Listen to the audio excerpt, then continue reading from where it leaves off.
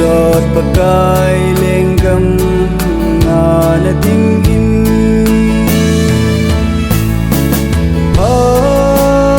thấy chấm kim cô na ô chung bất thế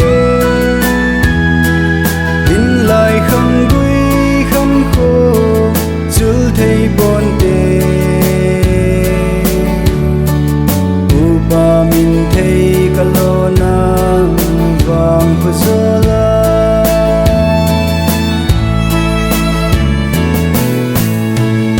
upa min thấy kalona ka vang kho van chơi tâm pi lo linh na hung hi ding in lang thăng va nghe ba kai na lo pi na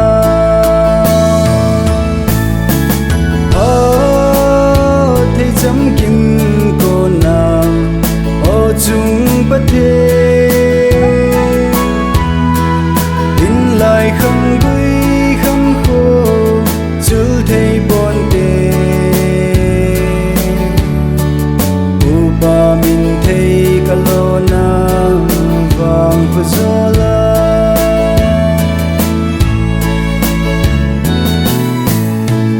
bên ti chin ngay chừng ho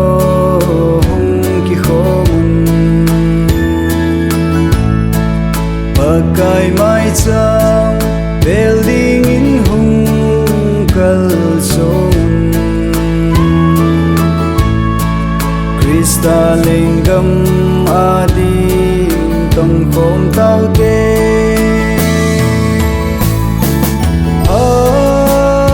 thấy chấm kim cô na ô chung bất thế in lại không vui không khô chul thấy bon tê upa min thấy kalona vang phazola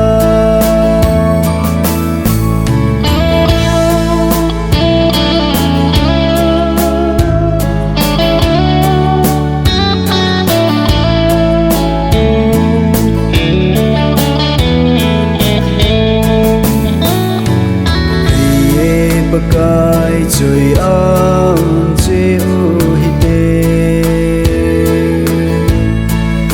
akhata in amin joy sang sing ute pakai phathei boi chan divin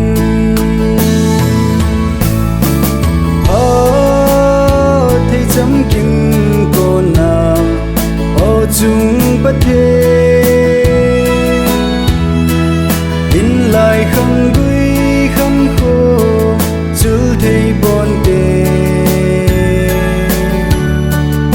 upa min thấy kalona vang phazola